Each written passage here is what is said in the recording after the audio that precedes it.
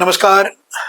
News room 24 आवाज़ ने emergency के विषय में 6-7 एपिसोड बनाए हैं जिसमें मैंने नरेशन दिया हुआ है। बड़े अच्छे एपिसोड बने हैं और वो जम्मू के सभी ज़िलों में जो सत्याग्रह हुआ उसके बारे में विस्तार से चर्चा उसमें हुई है। तो मुझे लगा है कि ये चैनल हमारा हर रोज़ रात को 10 बजे उनको रीटेलीकास्ट करेगा और लोगों से मेरा निवेदन है, सुनने वालों से, कि उनको देखें, समझें कि हुआ क्या क्या था। जब 25 जून जैसे आज है, ये दिन आता है, तो सारी घटनाएं क्रमशः मेरे मस्तिष्क में, मेरे दिमाग में, मेरी आंखों के सामने आती हैं। बड़ा जुल्म हुआ है लोगों के साथ, बहुत बड़ा अत्याचार हुआ है और जो सेटअप उस वक्त था उसके खिलाफ तो विरोध था। एक जो मेंटालिटी थी उस वक्त, डिक्टेटोरियल मेंटालिटी, जो एक एटीट्यूड बन गया था, जो उस वक्त एक स्वभाव बन गया था, उसके खिलाफ भी हमारा विरोध था। मैं इमरजेंसी में रहा हूँ, मीसा में डिटेन रहा हूँ, इंटरव्यू सेंटर में भी रहा हूँ। उस समय जब ये हालात बने तो स्थिति ये थी कि करप्शन का बोलबाला था, बेरोजगारी थी, गरीबी थी और गुजरात में नवनिर्माण समिति के नाम से स्टूडेंट्स ने आंदोलन शुरू किया। थोड़े दिनों के बाद पटना में छात्र युवा संघर्ष समिति के नाम से आंदोलन शुरू हुआ। लोकनायक जयप्रकाश नारायण, जो बड़े ऊंचे कद के हमारे नेता थे, वो उस आंदोलन में कूद पड़े और पटना यूनिवर्सिटी में, जिसमें उस समय लालू प्रसाद यादव, रविशंकर प्रसाद, सुशील मोदी जी, ये सब लोग वहाँ नेता हुआ करते थे, ये सब लोग उस आंदोलन को लीड कर रहे थे। जनसंघ के उस समय के महामंत्री नानाजी देशमुख, वो भी शामिल हो गए। फनीश्वर दयाल सक्सेना, बहुत बड़े राइटर थे, वो राइटर का ग्रुप लेके शामिल हो गए। एक जुलूस निकला था वहाँ पटना, तो उस जुलूस पर पुलिस ने लाठीचार्ज किया। जयप्रकाश नारायण जी को भी चोटें आई और नानाजी देशमुख ने उनके ऊपर रेट के अपने ऊपर सारी चोटें ली। इस घटनाक्रम से पूरे देश में एक माहौल बन गया, लोग उठ खड़े हुए और लोग गलगलियों में निकल आए पूरे देश के अंदर कि इस स्थिति को बदलना है, इस वातावरण को बदलना है और इस निज़ाम को बदलना है, इस सोच को बदलना है। जैसे जैसे आंदोलन आगे बढ़ा, हम लोग सब शामिल हो गए। जम्मू में भी हम नारा लगाते थे, दम है कितना दमन में तेरे, देख लिया और देखेंगे। अब हमको हर किस दोष ना देना, सड़क नापते लड़कों पर, बेकारी अगर मिट ना सकी तो खून बहेगा सड़कों पर। इस प्रकार के नारों से पूरा देश गूंज उठा। लेबर जो है, किसान, सब लोग शामिल हो गए। इधर हुआ यूं कि इलाहाबाद हाई कोर्ट में रिट चल रही थी, जो स्वर्गीय राजनारायण ने श्रीमती इंदिरा गांधी के चुनाव के खिलाफ की थी। उसमें इलाहाबाद हाई कोर्ट का फैसला आया, श्रीमती इंदिरा गांधी ने अपना चुनाव जीतने के लिए अनफेयर मीन्स यूज़ किए हैं और गवर्नमेंट मशीनरी का यूज़ किया है। इलाहाबाद हाई कोर्ट के उस फैसले में कहा गया कि श्रीमती इंदिरा गांधी को हटाया जाए, उनको अपने पद से इस्तीफा देना चाहिए। बड़ा क्राइसिस जैसा हो गया और पूरे देश में आंदोलन और तेज़ हो गया कि अब तो कोर्ट का वर्डिक्ट भी श्रीमती इंदिरा गांधी के खिलाफ आया है। तभी श्रीमती इंदिरा गांधी और उनकी टीम पहुंच गई सुप्रीम कोर्ट में।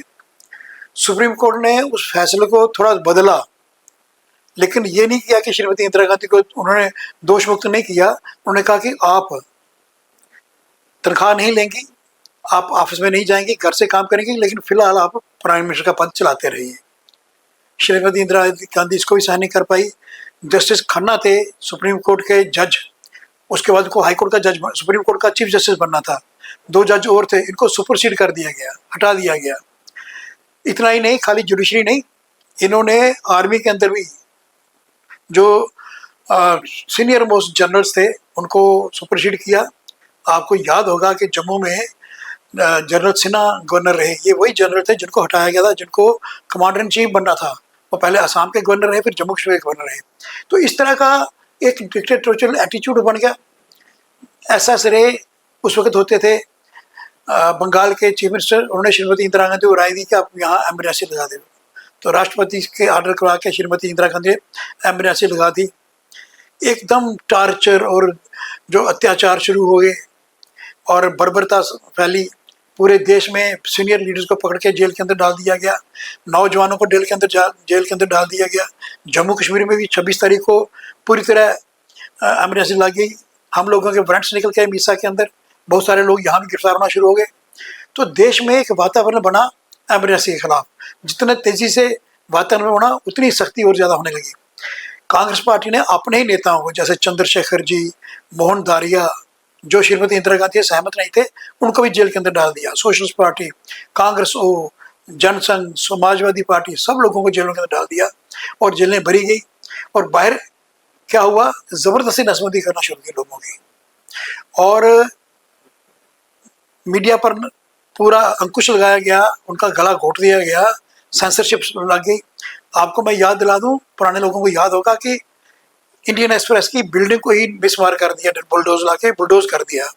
तुर्कमान गेट जो था, क्योंकि नसबंदी का विरोध हो रहा था, उसको भी मिसमार कर दिया गया, खत्म कर दिया गया। ऐसा वातावरण देश के अंदर बना और ये बड़ी देर तक रहा। उस वक्त ऐसा था कि किशोर कुमार जो फिल्म के बड़े अच्छे सिंगर थे, उनको बुलाया गया दिल्ली कि आप संजय गांधी जी के प्रशंसा में क्यों गीत गाइए। उन्होंने रिफ्यूज़ कर दिया, उनका ऑल इंडिया रेडियो में बाइकाट कर दिया गया।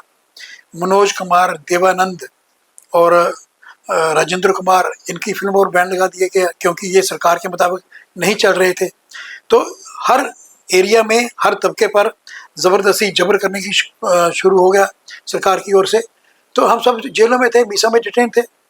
कईयों को लगता है कि जम्मू में ऐसा नहीं हुआ, ऐसा हुआ है जम्मू में। जम्मू में भी लगभग 1200 लोग जो थे, जम्मू, कठुआ और उधमपुर की जेलों में थे, और डोडा के अंदर, श्रीनगर के अंदर, उधमपुर के अंदर भी प्रोटेस्ट हुए।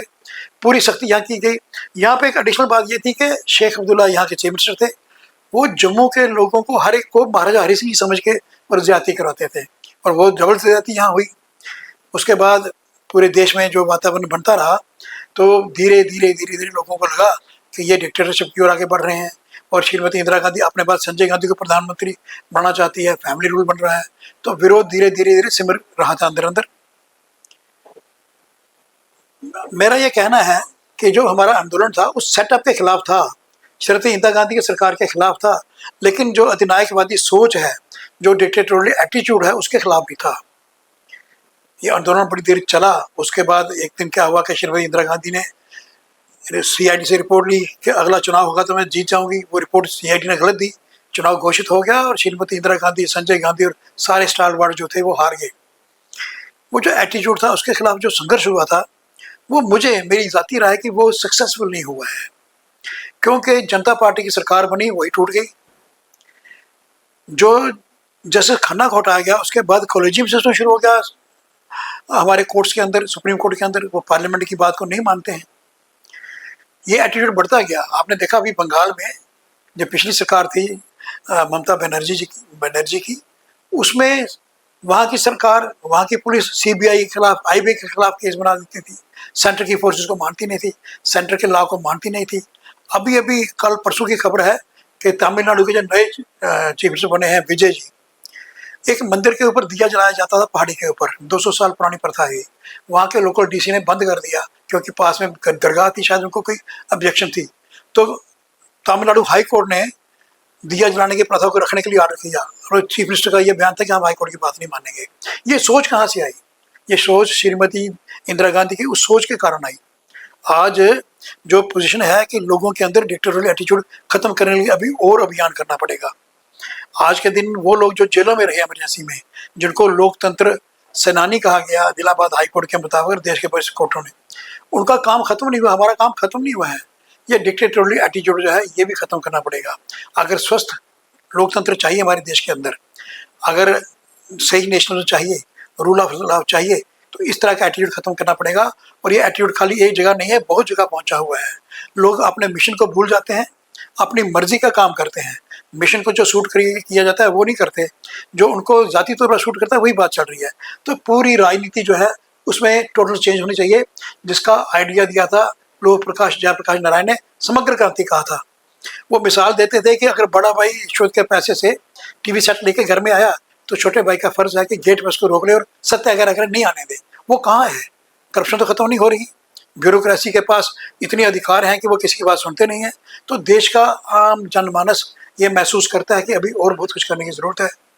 मैं आज अपने माध्यम से लोकतंत्र से प्यार करने वाले सभी लोग जो जेलों में गए, जो नहीं गए, जिन्होंने अमरेश की कहानियाँ सुनी, दर्दनाक कहानियाँ, वो दर्द दिल में पालें, उसको ताकत बनाएं और डिक्टेटोरियल एटीट्यूड, अधिनायकवादी सोच को ख़त्म करने के लिए अभी और आगे बढ़ें।